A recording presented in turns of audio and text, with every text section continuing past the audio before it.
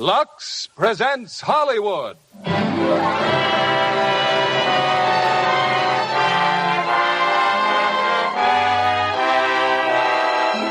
Lever Brothers Company, the makers of Lux Toilet Soap, bring you the Lux Radio Theater, starring Vivien Leigh and Laurence Olivier in Rebecca.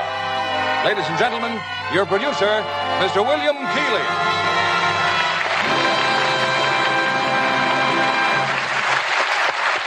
Greetings from Hollywood, ladies and gentlemen.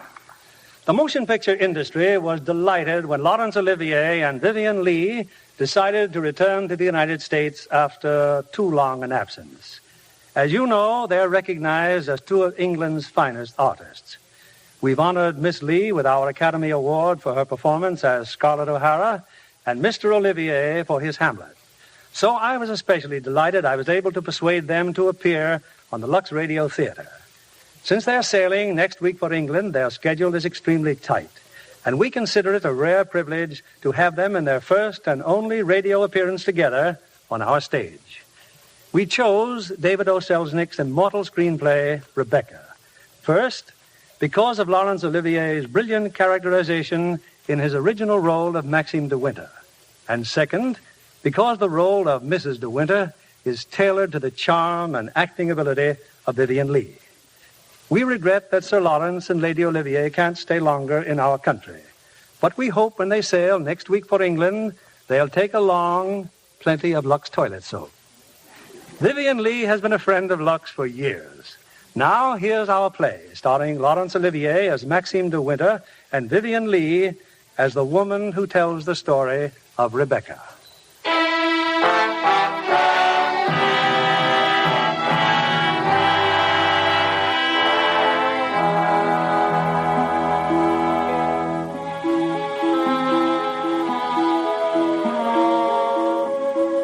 Last night I dreamt I went to Mandalay again. It seemed to me I stood by the iron gate leading to the drive, and for a while I could not enter, for the way was barred to me. Then, like all dreamers, I was possessed of a sudden with supernatural powers and passed like a spirit through the barrier before me.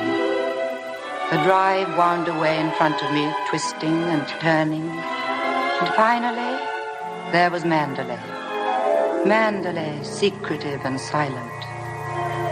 Time could not mar the perfect symmetry of those walls, but I knew I looked upon an empty, desolate shell, with no whisper of the past in its staring, blackened windows. We can never go back to Mandalay again. That much is certain. But sometimes in my dreams I do go back, to the strange days of my life which began for me in the south of France. There, on a great cliff towering above the sea, I first saw him.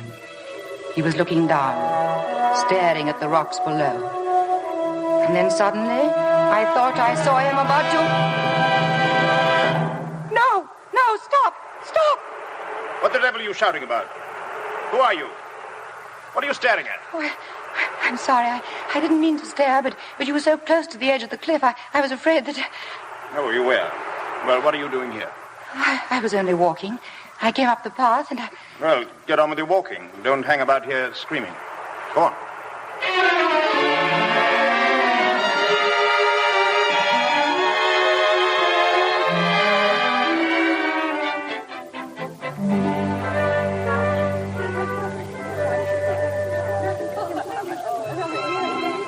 I'll never come to Monte Carlo out of season again. Not a single well-known personality in the hotel.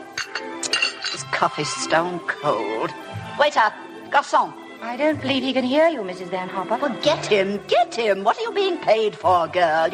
Oh, but that's Max de Winter. Look, see him coming this way.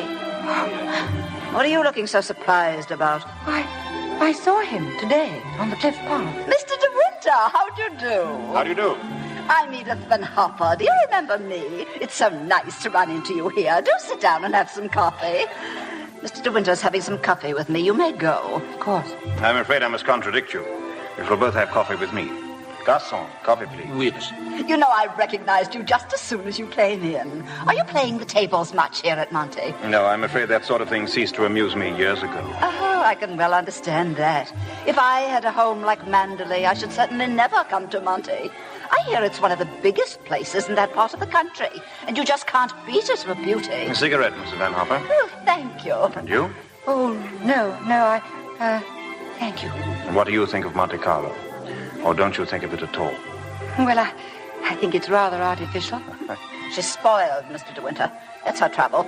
Most girls would give their eyes for the chance to see Monte. Wouldn't that rather defeat the purpose? Oh, now that we've found each other again, I do hope I shall be seeing something of you. Your valet's unpacked for you, I suppose. I'm afraid I don't possess one. Perhaps you'd like to do it for me. Well, this young lady might make herself useful. She's a capable child in many ways, aren't you, dear? Mrs. Van Hopper. That's a charming suggestion, but I'm afraid I cling to the old motto.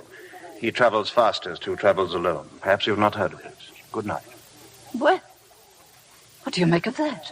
Do you suppose that sudden departure was intended to be funny? Oh, perhaps he didn't quite realize how it looked. Poor thing. I suppose he just can't get over his wife's death. They say he simply adored her.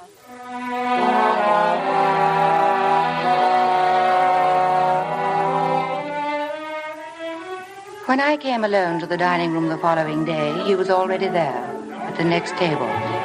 As I sat down, I paid the penalty of my awkwardness. I knocked over a vase of flowers, the water soaking the cloth.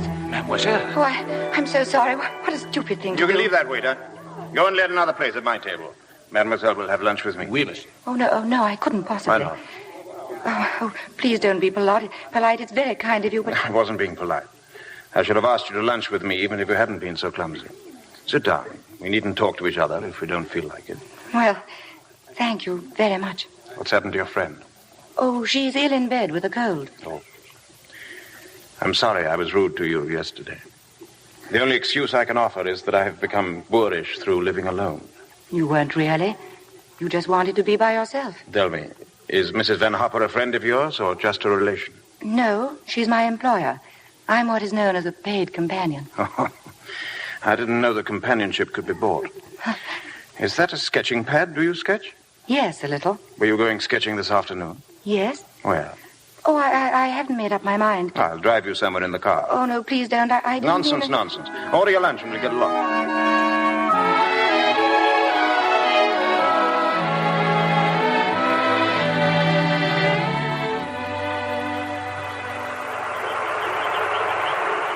You've taken long enough for that sketch.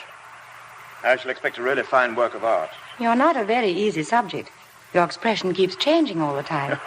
Does it? Well, I'd concentrate on the view instead if I were you. It's much more worthwhile. Rather reminds me of our coastline at home. Do you know Cornwall at all? Oh, yes. Yes, I went there once on a holiday. I was in a shop there, and I saw a postcard with a beautiful house on it, right by the sea. And I asked whose house it was, and the old lady said, "That's Mandalay." Yes. Mandalay is beautiful. But to me, it's just the place where I was born and have lived in all my life. Now, I don't suppose I shall ever see it again. Oh. Well, we're lucky not to be home during the bad weather, aren't we? I can't ever remember enjoying swimming in England until June, can you? But the water's so warm here, I could stay in all day. There's a dangerous undertow, and there was a man drowned here last year, but I never have any fear of drowning. Have you? Why did you say that? Well, if I said something wrong, I didn't mean to. Come along. I'll take you home.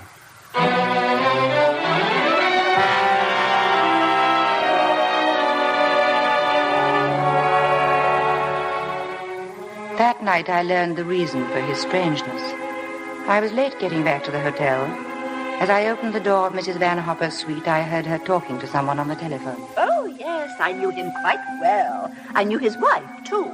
She was the beautiful Rebecca Hildreth, you know, the most glamorous creature in all England. She was drowned, poor thing, while she was sailing near Mandalay.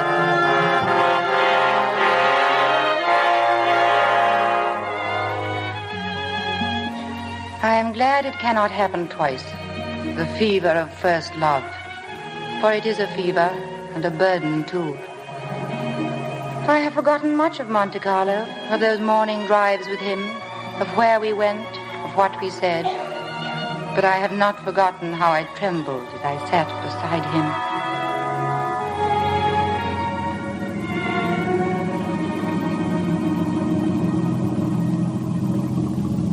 You know, I wish there could be an invention that bottled up the memory like perfume. And then, whenever I wanted to, I could uncork the bottle and live the memory all over again. At what particular moment in your young life would you want to keep? Oh, all of them. All of these last few days. Sometimes, you know, those little bottles contain demons that have a way of popping out at you, just as you're trying most desperately to forget. Yes, of course. Stop biting your nails. Oh, I didn't know I was. Would you please tell me, Mr. De Winter, why you asked me to come out with you? It's obvious that you want to be kind, but why do you choose me for your charity? I asked you to come out with me because I wanted your company. You've blotted out the past for me more than all the bright lights of Monte Carlo. But if you think I just asked you out of kindness or charity, you can get out of the car and find your own way home. Go on, open the door and get out. Here. Take my handkerchief. You better blow your nose. Thank you, Mr. De Winter. Please don't call me Mr. De Winter. I have a very impressive array of first names. George, Fortescue, Maximilian. But you needn't bother with them all at once. My family call me Maxim.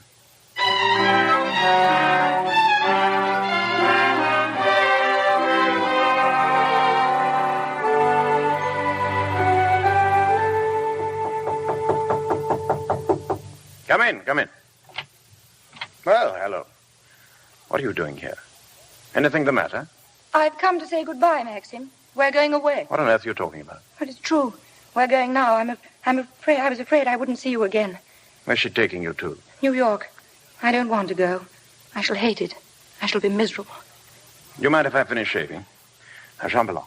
But I can't stay. Tell me something. Which would you prefer, New York or Mandalay? Oh, please don't joke about it. Mrs. Van Hopper's waiting, and I'd better say goodbye now. I'll repeat what I said.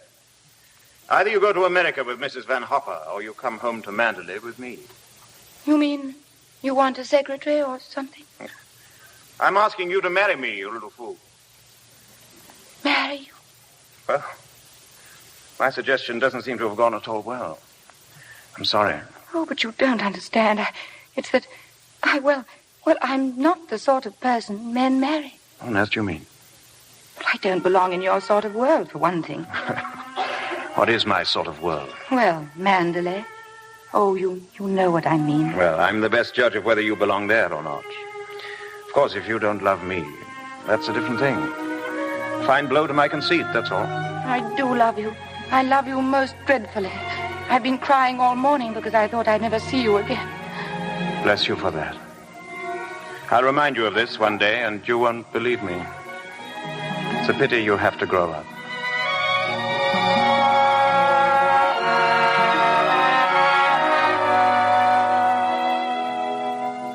I was afraid to tell Mrs. Van Hopper, for I knew what she would say. When we were alone, she congratulated me, but I didn't like her smile. But of course you know why he's marrying you, don't you? The fact is that empty house got on his nerves. He just couldn't go on living alone. You haven't flattered yourself that he's in love with you, I hope. Not after being married to Rebecca Hildreth, the most beautiful, the most cultured woman in all England. Well, goodbye and good luck, Mrs. De Winter.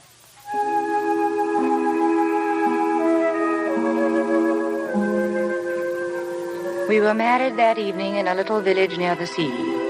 And in May, we came to Mandalay. We arrived early in the evening. It was raining as we drove through the high iron gates. The drive twisted and turned as a serpent. And then suddenly, there was the house, Mandalay.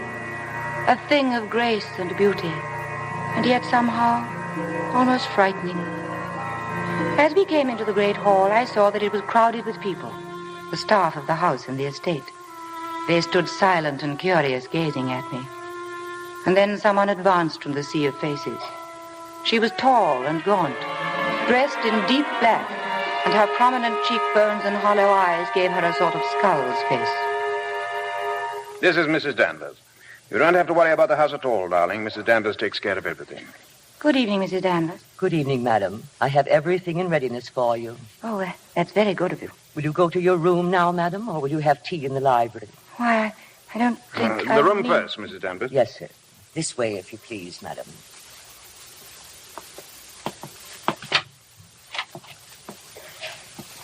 I hope you'll approve the new decorations of these rooms, madam.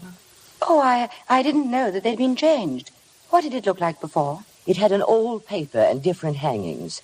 It was never used much, except for occasional visitors. Oh, then it wasn't Mr. De Winter's room originally. No, madam. He has never used the east wing before. The only good view of the sea is from the west wing. The room's very charming, and I'm sure that I shall be comfortable. If there's anything you want done, madam, you have only to tell me. Mrs. Danvers, I suppose you've been at Mandalay for many years. I came here when the first Mrs. De Winter was a bride. I do hope we'll be friends, Mrs. Danvers, but you must be patient with me. This sort of life is new to me, and I do want to make a success of it and to make Mr. De Winter happy, so I know that I can leave all the household arrangements to you. I hope I shall do everything to your satisfaction, madam. I have managed the house since Mrs. De Winter's death, and Mr. De Winter has never complained. I think I'll go downstairs now. Certainly, madam. The room in the west wing I was telling you about is there, through that door. It's not used now. It's the most beautiful room in the house, the only one that looks down across the lawns to the sea. It was Mrs. De Winter's room.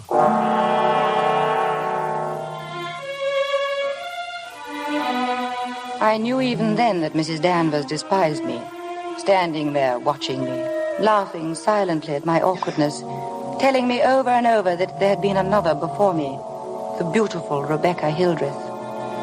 There was everything to remind me of that. The letter R embroidered on the linens, her writing paper in the drawers of the desk, her dog who still slept outside her room. She was everywhere at Mandalay.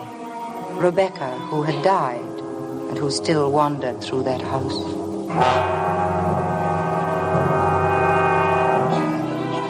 I met someone else the next morning when I came down to breakfast. Oh, good morning. Good morning. You're Mrs. De Winter, aren't you? Yes. My name's Crawley. I manage the estate for Maxim. Awfully glad to meet you. How do you do? Fearful lot of stuff piled up while Maxim was away. Yes, I'm sure there must have been. I do wish I could help you with some of it. Help him? Frank never allows anyone to help him. Like an old mother hen with his bills and rents and taxes. Come on, Frank, we must go over these estimates. I'll get my papers. You'll find quantities of breakfast over there, darling. But you must eat it all, or Cook will be mortally offended. I'll do my best, Maxim. Later on this afternoon, maybe, we'll take a walk around the estate. Just you and I, darling. There's a good deal I'd like you to see. I'll be ready, Maxim. Anytime.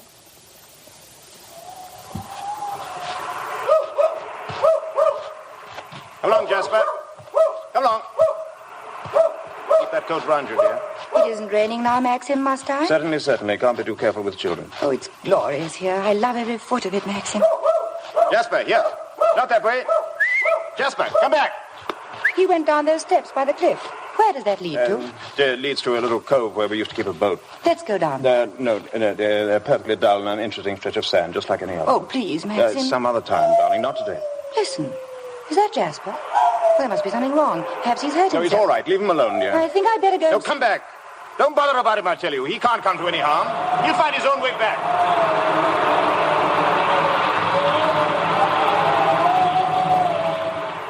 Jasper? Jasper? Jasper?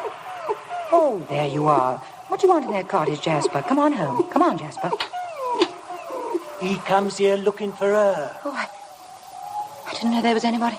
I know that dog. He comes from the house. He ain't yours. No, he's Mr. De Winter's dog. I know that dog. He comes down looking for her. Whose cottage is this? Mrs. De Winter. Oh. Come here, Jasper. You won't tell anyone you saw me in here, will you? Don't you belong on the estate? Yes, but I wasn't doing nothing. I was just putting my shells away. She's gone in the sea, ain't she? She'll never come back no more. No, she'll never come back. Come on, Jasper. Come on, boy.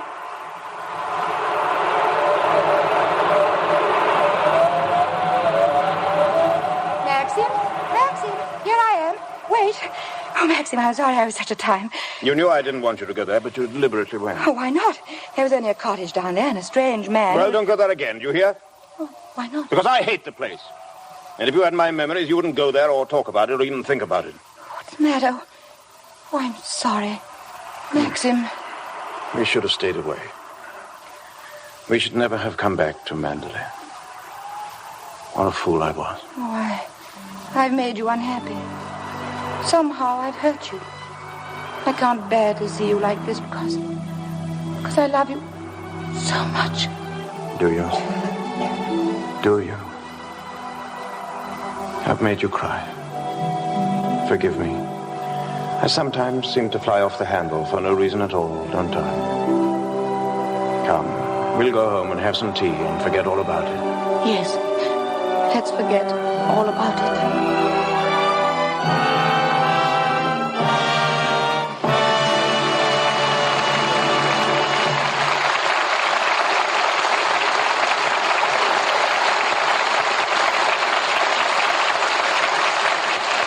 In a few moments, we'll bring you Act Two of Rebecca. And now, here's Libby Collins, our Hollywood reporter, to give us the Lux Radio Theater's movie news of the week. What's the good word tonight, Libby? The big news this week, John, is the Hollywood premiere Thursday night of the 20th Century Fox picture All About Eve. Darryl F. Zanuck can be proud of this sophisticated comedy about life behind the footlights. It's going to be a gala event, all right. Everyone wants to see Betty Davis and Ann Baxter in two very dramatic roles. Oh, yes. Betty is a famous star whose career is threatened by an apparently sweet and admiring young actress, played by Ann Baxter.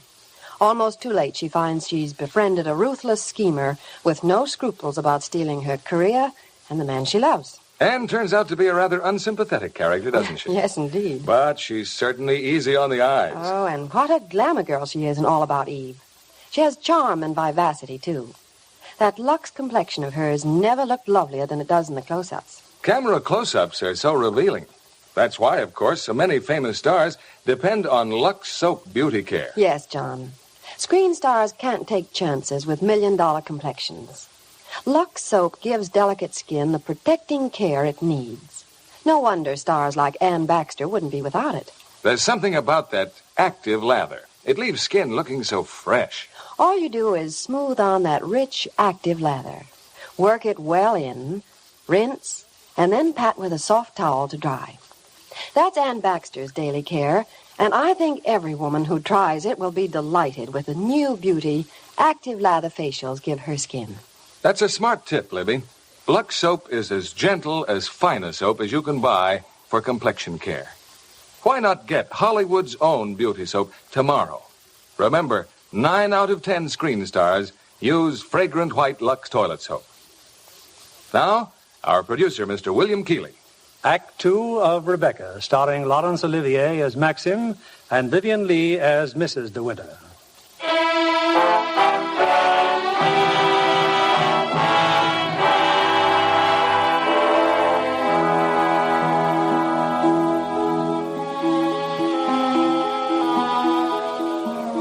The weather was wet and cold for almost a week, and we didn't go down to the beach again. But I couldn't forget the dark, lost look in Maxim's eyes when we came up the path through the woods. It was my fault. I'd gone down to that cottage. I seemed to have opened up a road into the past, and now, because of it, there was a barrier between us. I began to dread any mention of the sea, until one morning in the library, I was alone with Frank Crawley. Oh, but you're not disturbing me, Mrs. De Winter? Please, if there's something I can explain about the estate. Well, I was down at the cottage on the beach the other day, Mr. Crawley. The place seems to be going to rack and ruin. Are those all Rebecca's things down there? Yes, they are. What did she use the cottage for? The boat used to be moored near there. The boat? Oh, was that the boat that she was sailing in when she was drowned? Yes, it capsized and sank, and she was washed overboard. Where did they find her? Near Edgecombe, about 40 miles up channel. About 2 months afterwards. Maxim went up to identify her. It was horrible for him. Yes, it must have been. Mr. Crawley, please don't think me morbidly curious, but would you answer just one more question? If it's something I'm able to answer.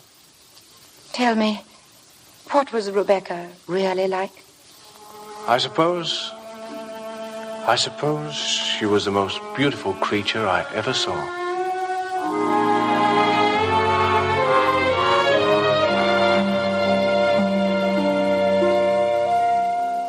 Maxim had to go up to London at the end of June, some business of the estate. Frank Crawley had gone along with him, and I was alone at Mandalay. I was surprised one evening to hear voices coming from the West Wing, from the room that had been Rebecca's. I recognized one as Mrs. Danvers. The other was a man's voice, a stranger. I really don't think it was wise for you to come here, Mr. Jack. Oh, nonsense. It's been just like coming back home. I must say I feel a little like the poor relations sneaking around through back doors. Well, toodaloo, Danny. Goodbye, Mr. Jack. And please be careful. I will, don't worry. Oh, hello. Good evening. Oh, Danny, all your precautions were in vain. The mistress of the house was hiding behind the door. Oh, I wasn't really. I heard voices What in about here. presenting me to the bride, Danny? This is Mr. Favell, madam. How do you do? How do you do? Won't you have some tea or something? Now, isn't that a charming invitation? I've been asked to stay to tea, Danny. It's rather late. Oh, well, perhaps you're right. And we mustn't lead the bride astray, must we? Oh, goodbye. Oh, and I know what was wrong with our introduction. Danny didn't tell you, did she? I'm Rebecca's favorite cousin. Toodaloo.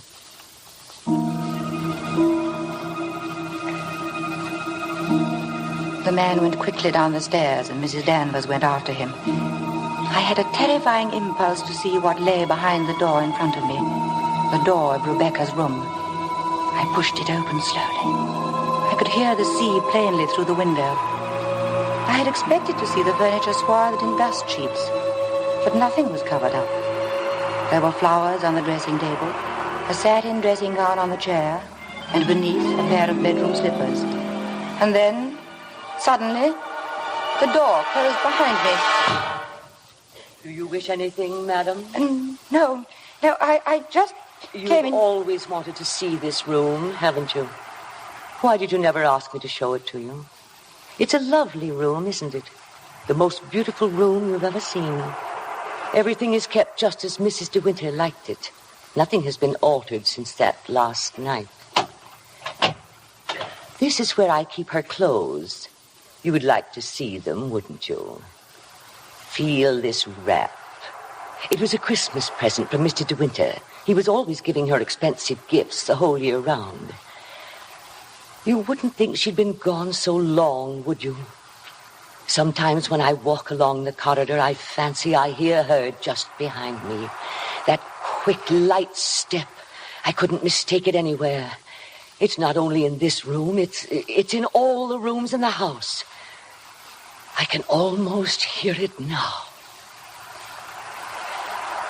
Do you believe the dead come back and watch the living? No, I don't believe it. Sometimes I wonder if she doesn't come back here to Mandalay and watch you and Mr. De Winter together. You look tired. Why don't you stay here a while and rest? Listen to the sea. It's so soothing. No. Listen to it. Listen to the sea. I won't listen. I won't.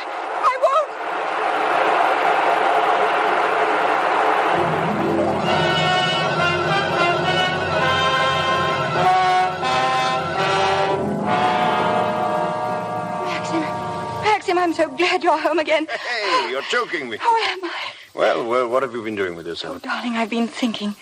Could we have a costume ball, just as you used to? Now, what put that idea into your mind? Nothing. I just feel that we ought to do something to make people feel that Mandalay is the same as it always was. Oh, please, darling, could we? All right, if you think you'd enjoy it. You'd better get Mrs. Danvers to help you, hadn't you? No, I don't need Mrs. Danvers to help me.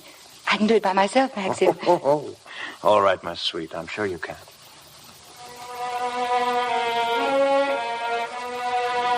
But Mrs. Danvers did help me. It was she who suggested that I design my costume after one of the family portraits in the gallery. A lovely young woman in a white dress with great puffed sleeves and a hat with gay ribbons. When the night of the party arrived, I could hardly contain myself for excitement. for I'd kept the costume as a surprise for Maxim. I ran quickly down the stairs, and then I waited with the clapping and the laughter that would greet me. Suddenly, they were all quiet. Nobody clapped. Nobody moved. And then Maxim was coming towards me, his face white, his eyes blazing. What the devil do you think you're doing? Maxim, it's a picture. The one in the gallery. Why, well, go and take it off. Done? Go and take it off. Doesn't matter what you put on. Anything will do. What are you standing there for? Didn't you hear what I said? Go upstairs and take it off.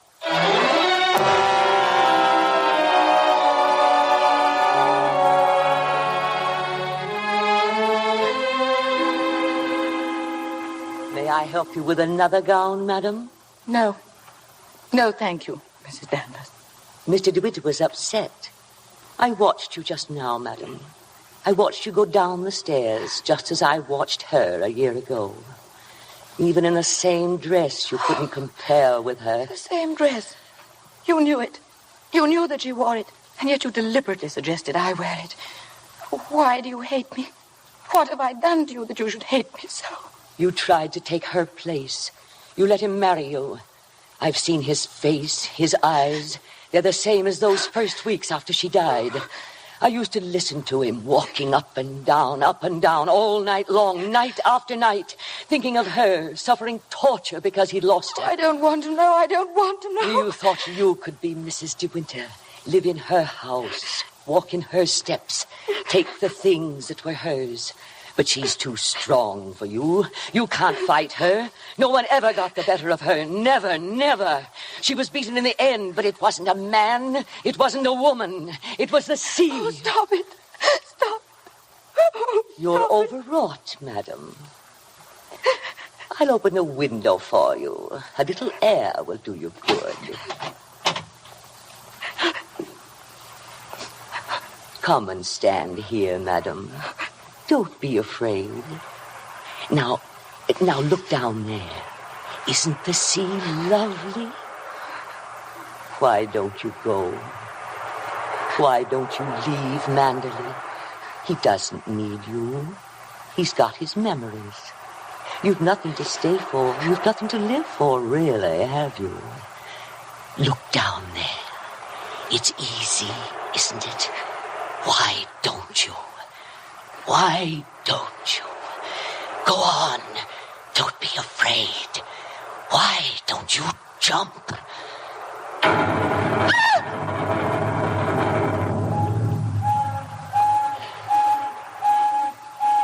What is it? What's that noise? Maxim! Maxim! Maxim! Where are you? Maxim!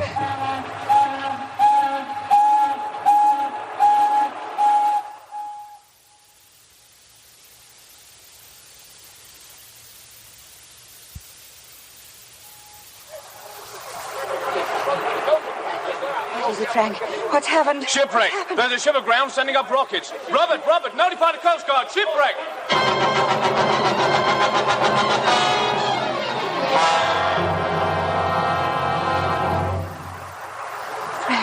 Frank, have you seen Maxim on the beach? Not since half an hour ago. He hasn't been in the house all night. I'm afraid something might have happened to him. Frank, what's the matter? You look terribly worried. Well, the diver who went down to inspect the bottom of the ship came across the hull of another boat. A little sailboat. Frank, is it... Yes, it's Rebecca's boat. Rebecca's? Oh, why did they have to find it? Why couldn't they have left it there in peace at the bottom of the sea? Poor Maxim. It will be so hard on him. Yes, it's going to bring it all back again. And worse than before.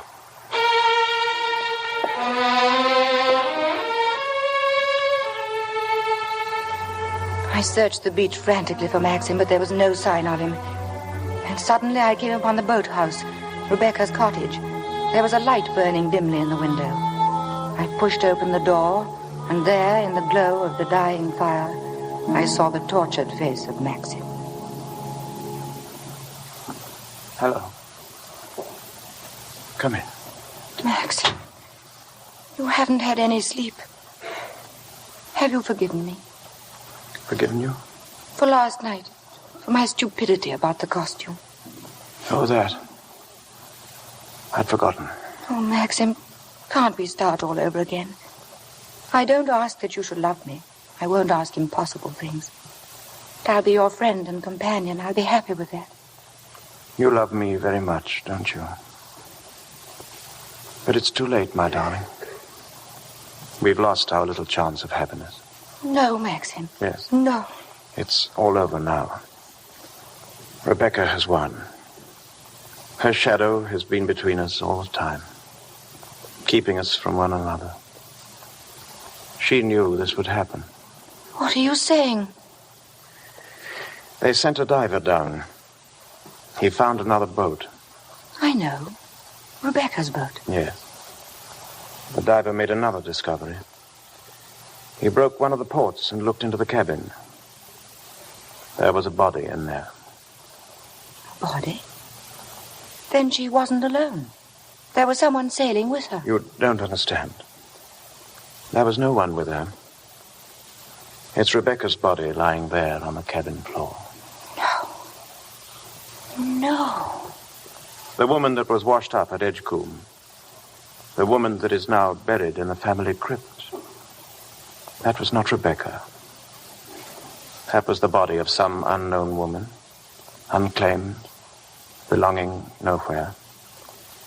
I identified it, but I knew it wasn't Rebecca. I knew where Rebecca's body was, lying on that cabin floor on the bottom of the sea. Maxim, how did you know? Because I put it there. You? Will you look into my eyes and tell me that you love me now? Maxim. See, I was right. It's too late. No, it's not too late. You're not to say that. We can't lose each other now. We must be together always, always. We may only have a few hours, a few days. Oh, Maxim, why didn't you tell me before? Sometimes I nearly did, but you never seemed close enough. But how could we be close when I knew you were always thinking of Rebecca? How could I even ask you to love me when I knew that you loved Rebecca still? What are you talking about? You thought I loved Rebecca? I hated her. Hated her?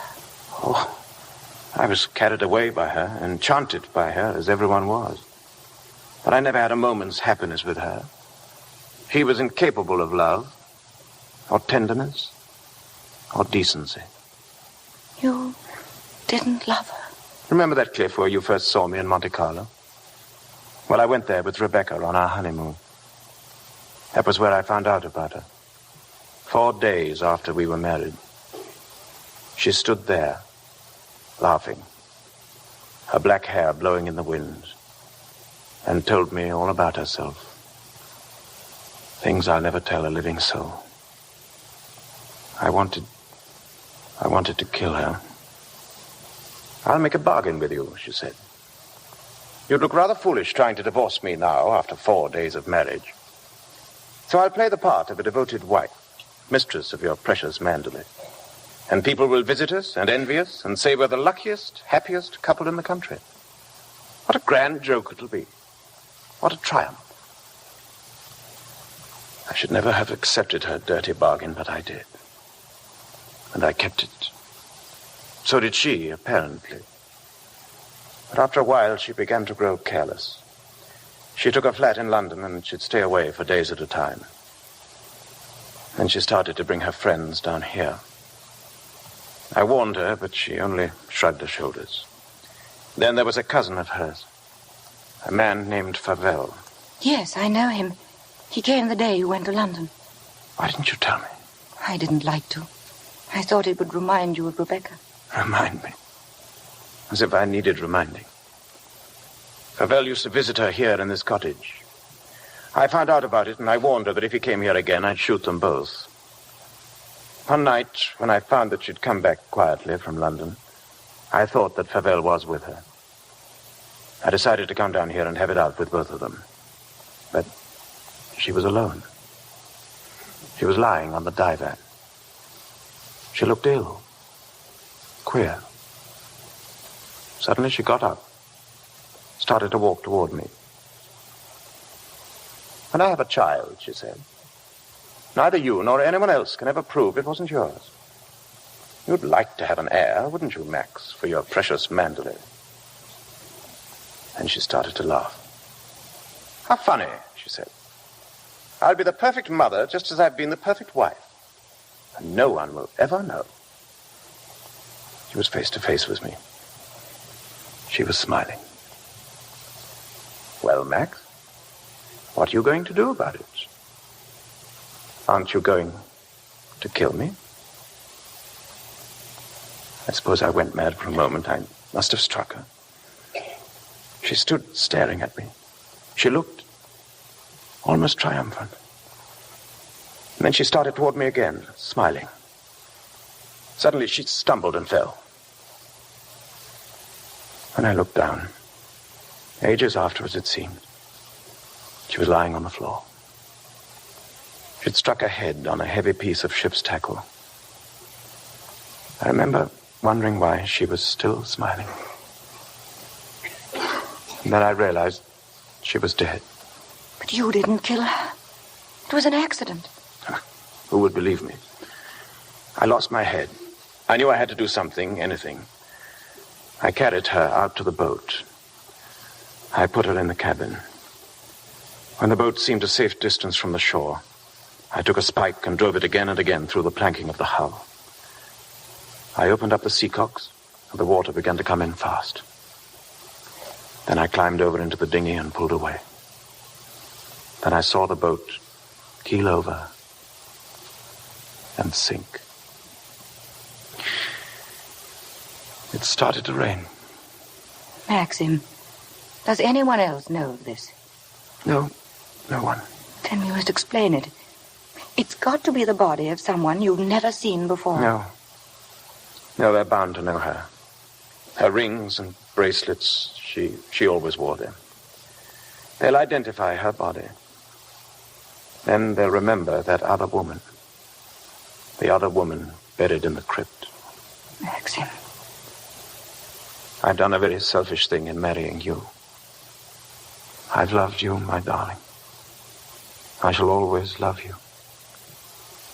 But I've known all along that Rebecca would win in the end. No, she hasn't won. No matter what happens now, she hasn't won. Well, Colonel Frank. Who? Colonel Julian? Well, yes. Well, tell him I'll meet him there as soon as I possibly can. What's happened? Colonel Julian called. He's the chief constable of the county. He wants to know if I could possibly have made a mistake about that other body.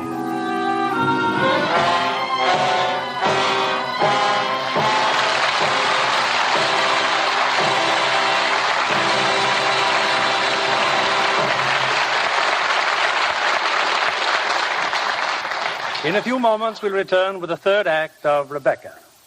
Acting in a school play often leads to more than local fame. The guest I've invited tonight, Miss Barbara Rush, really began her professional career with her part in a class play at Santa Barbara State College. Is that so, Barbara? Yes, Mr. Keeley, because it got me a scholarship at the Pasadena Playhouse. Where so many studios have discovered fresh new talent. Well, that's how it turned out for me. One night when I was appearing in Antony and Cleopatra, a Paramount talent scout saw me and signed me up. I'm sure you made a lovely Cleopatra. Have you any particular ambition in pictures, Barbara? Well, to be a good enough actress to play different kinds of roles, Mr. Keeley. I'm thinking of Betty Hutton's new Paramount Technicolor musical, Let's Dance. And believe it or not, Betty has never danced on the screen before. And imagine all those intricate dance routines she does with Fred Astaire. Yes, Betty's certainly a remarkably versatile star. You know, you have to be good to be Fred Astaire's partner. They make a terrific team in Let's Dance, as they sing, dance, and romance. And Betty lives up to her reputation as a comedian, too. That's a hilarious scene when she makes up her mind to sleep in the bathtub. Sounds very uncomfortable. Well, it was only for a few minutes, Mr. Kennedy. Afterwards, she could take plenty of time to relax in her own bathtub in her Lux Soap Beauty Bath. Than which there's nothing more refreshing. Yes, that big new bath-size cake is so luxurious. And I love the Lux Soap perfume. It leaves such a delicate fragrance on the skin. Yes, screen stars say this beauty bath makes them sure of all over Lux loveliness. Thank you, Miss Barbara Rush, for coming tonight. And now, a Hollywood beauty hint to women everywhere. Try this generous satin smooth bath size Lux toilet soap. You'll enjoy the creamy, abundant lather, the flower-like perfume. 9 out of 10 screen stars use Lux toilet soap. We pause now for station identification. This is CBS, the Columbia Broadcasting System.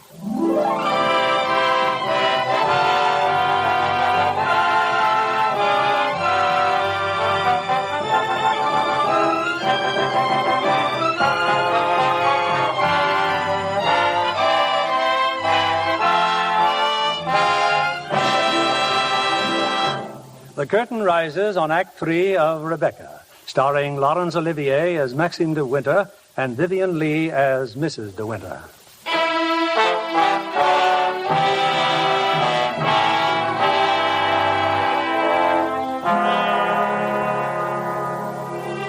The body they had found in the boat was identified as Rebecca de Winter. There had to be an inquest, of course. Maxim was calm, almost too calm. I think that frightened me even more. I'm sorry to drag you back for further questioning, Mr. de Winter, but you've heard the statement of the boat builder, Mr. Tabb. I wonder if you can help us in any way. I'm afraid not. The holes in the planking were evidently made from the inside. Can you think of any reason for that? Oh, of course I can't think of any reason. Then, since Mrs. de Winter went sailing alone, are we to believe that she drove those holes herself? You may believe whatever you like. Can you enlighten us as to why Mrs. de Winter should have wanted to end her own life? I know of no reason whatever. Mr. de Winter, however painful it may be, I have to ask you a very personal question. Were relations between you and the late Mrs. de Winter perfectly happy? Once again, were relations between you and... I won't stand this any longer, and you might as well know... Mrs. de Winter! Oh, somebody quick, get some water. We'll adjourn until after luncheon. Darling, you're all right. Frank, help me. I'll take her outside.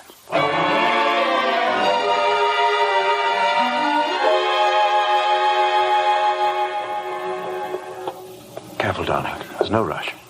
I'll take you to the car. It was very foolish of me, fainting like that. Hello. Maxim, it's Fabel. And how does the bride find herself today? What do you want, Fabel? How are you, Max? I was rather worried about you when I heard about the inquest. That's why I came down. I'm touched by your solicitude, but My if you don't guess mind... is they'll turn in a verdict of suicide. And that is, of course, unless something unforeseen occurs. What do you mean? Well, I have a strong feeling that before the day is out, somebody's going to make use of that rather expressive, though old-fashioned term, foul play. Go on. You see, Max, I find myself in a rather awkward position. You've only got to read this note to understand. It's from Rebecca. She wrote it to me the day she died. Oh, I'm not going to bother you with the contents now, but I can assure you that it's not the note of a woman who intends to drown herself the same night. You know, Max, I've often wondered what it would be like to retire to the country. Have a nice little place with a few acres of shooting. I've never figured out what it would cost a year, but I'd like to talk about it with you. Darling, Mr. Fabel and I have a little business transaction on hand. I think we'd better conduct it over at the inn. They may have a private room there. Maxim. You all right now, dear? Yes, but I... Well, Frank will be here in a moment. Ask him to find Colonel Julian. Then bring them both over to the inn immediately. Come on, Fabel, let's go.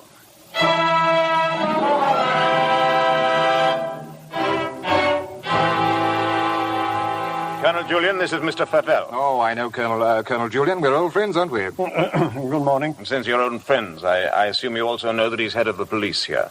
I think he might be interested to hear your proposition. I don't know what you mean. I only want to see justice done, Colonel. The evidence suggested certain possible theories concerning Rebecca's death. One of them, of course, is suicide. And now I have a little note here which puts that possibility quite out of court. Will you read it, Colonel? Jack, darling, I've just seen the doctor, and I'm going to Mandalay right away. I shall be at the cottage all this evening and shall leave the door open for you. I have something terribly important to tell you, Rebecca. Now, does that look like the note of a woman who had made up her mind to kill herself? Now, come, Colonel, as an officer of the law, don't you feel that there's some slight grounds for suspicion? Of murder? Or what else? It's blackmail, pure and simple. Blackmail's not so pure nor so simple, Mr. Crawley. Mr. Fabel, Perhaps you can provide us also with a motive. I knew you were going to bring that up, Colonel. Yes, I'll supply that, too. Maxim, what's he going to do? You come in, Mrs. Danvers. Thank you. Colonel Julian, Mrs. Danvers. I believe you know everyone else, Danny. Mrs. Danvers, there are a few questions... No offense, Colonel, but I think if I put this to Danny, she'll understand it more easily. Danny, who was Rebecca's doctor?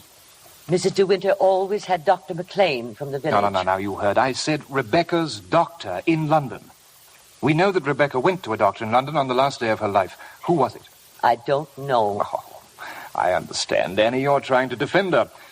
But that's what I'm doing. Mrs. Danvers, it has been suggested that Mrs. De Winter was deliberately murdered. Murdered? There you have it in a nutshell, Danny. But there's one more thing you'll want to know. The name of the murderer. George Fortescue Maximilian De Winter.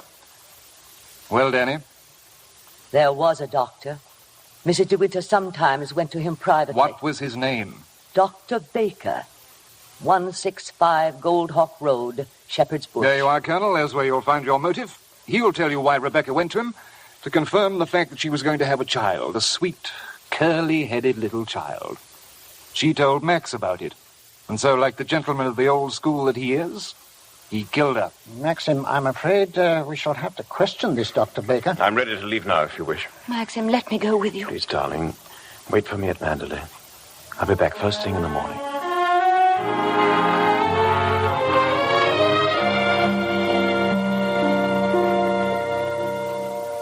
You're still sure you never had a patient by the name of Rebecca De Winter, Doctor? Never, Colonel Julian. Oh, here are all the appointments for that day. Ross, Campbell, Steddle, Perino, Danvers, Matthews. Danny? What the devil? You read that name again. Did you say Danvers? Yes, Mr. De Winter. I had a Mrs. Danvers for 3 o'clock. What did she look like? Can you remember? Yes, I remember her quite well. She was a very beautiful woman, tall, dark, exquisitely dressed. Rebecca. The lady must have used an assumed name, Dr. Baker. Is that so? Well, this is a surprise. I'd known her for some time. What was the matter with her? My dear sir, there are certain Could ethics... you possibly supply a reason, Dr. Baker, for Mrs. De Winter's suicide? For her murder, you mean? She was going to have a child, wasn't she? Come on, out with it. No, she was not, Mr. Pavel. But she was very seriously ill. She was not going to have a child. That was what she thought, but my diagnosis was quite different. She wanted the truth, and I told her. She had only a few months to live. A few months? Perhaps even less. There was nothing that could be done, nothing that she could do, except wait. Did she say anything when you told her? She smiled in a queer sort of way, and...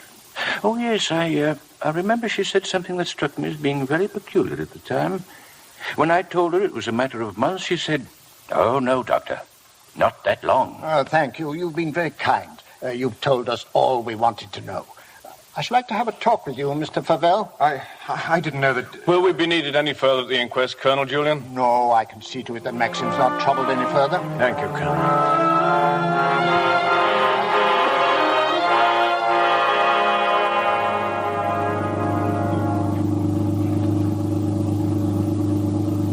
Frank? Yes? There's something you don't know. Oh, no, there isn't. Yes, there is. I didn't kill her, Frank. But I know now that when she told me about the child, she wanted me to kill her. She lied on purpose. She foresaw the whole thing. That's why she stood there laughing. Don't think about it anymore. What's the matter, Maxim? Why did you stop? Well, what time is it? Oh, it must be 3 or 4. Why? Look at the sky. Over that way. Can't be the dawn breaking over there. Hardly. Perhaps it's the northern lights, but it's in the winter that you see them, isn't it? They aren't the northern lights. That's Mandalay. It's burning.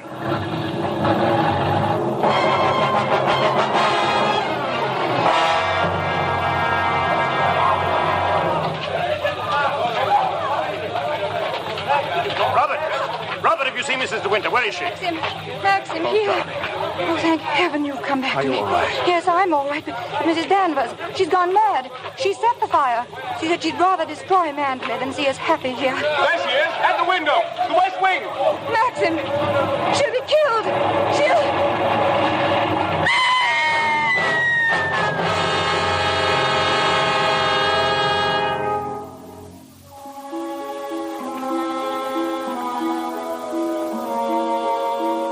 Last night I dreamt I went to Mandalay again. As I stood there, hushed and still, I could swear that the house was not an empty shell, but lived and breathed as it had long ago. But Mandalay is no more, and we are happy now, Maxim and I, for all our fears and suffering lie buried in its ruins.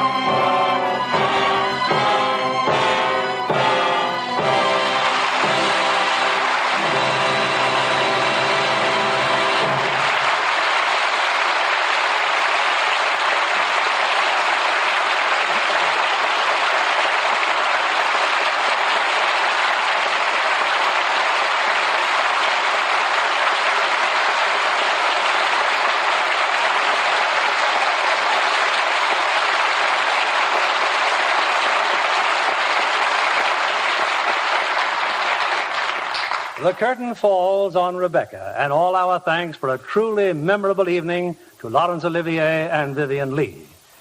Laurence, the last time we met, the circumstances were quite different. It was in England during the war. Yes, I remember it well. You came down to Denham Studios while we were filming Henry V. You were making a picture for the American Air Forces, weren't you, Bill? Yes, and as I spent most of my time on the bomber stations, I didn't have the opportunity of seeing you, Vivien. Well, we hope you'll make us another visit again, Bill. Perhaps we'll be able to repay some of Hollywood's wonderful hospitality. We just can't believe that any two people could be so generously treated. And the same was true in New Orleans as well. I believe you were there on location making scenes for your picture Streetcar Named Desire. Well, Scarlett O'Hara should have felt right at home in New Orleans. That's right, Bill. It looks like all of Vivien's American picture career will be spent in the Deep South. By the way, Vivien, didn't you play Streetcar Named Desire on the London stage for some time? Well, as a matter of fact, I did. And then when Larry decided to come over for Paramount to make the picture of Carrie for William Wyler, I decided to take advantage of Warner Brothers' offer to do Streetcar. And what are your immediate plans? Oh, plenty of rest. You see, we're taking the long way home. We're sailing next week on a tramp steamer. Sounds wonderful. And what about when you get back to England? More Shakespearean roles, Laurence? Well, no, I rather think we'll do something a little lighter for a change. Fine. Now, you know, we'd love to see you both in a comedy. All of which prompts me to ask, Bill, what's your play next week? Well, next week we'll present one of our special musical treats. That's a boisterous comedy as well. 20th Century Fox's recent screen hit, Wabash Avenue. And our stars will appear in their original roles, Betty Grable and Victor Mature. A wonderful cast in a musical of the wonderful gay 90s. Well, I'm sure everyone will look forward to that, Bill, just as much as we do. Good night. Good night. And bon voyage.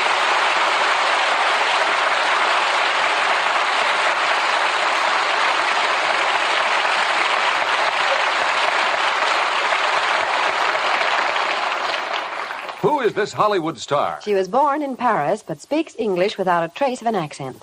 An Academy Award winner, she's also one of Hollywood's best-dressed stars and always wears bangs. A fashion leader with bangs, huh? Mm-hmm. I nominate Claudette Colbert. Claudette it is, John. She's a perfectionist in her clothes as well as in her work.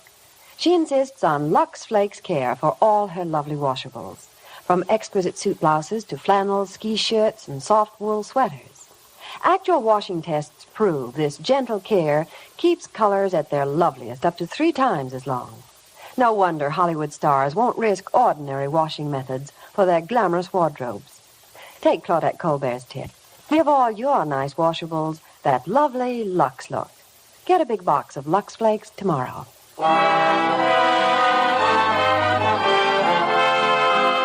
Lever Brothers Company, the makers of Lux Toilet Soap, join me in inviting you to be with us again next Monday evening when the Lux Radio Theater presents Betty Grable and Victor Mature in Wabash Avenue. This is William Keighley saying good night to you from Hollywood.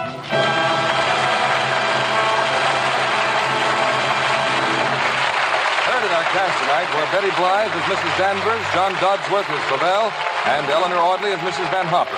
Our music was directed by Rudy Schrager. This is your announcer, John Milton Kennedy, reminding you to join us again next Monday night to hear Wabash Avenue starring Betty Grable and Victor Mature. Stay tuned for My Friend Irma, which follows over these same stations. This is CBS, the Columbia Broadcasting System.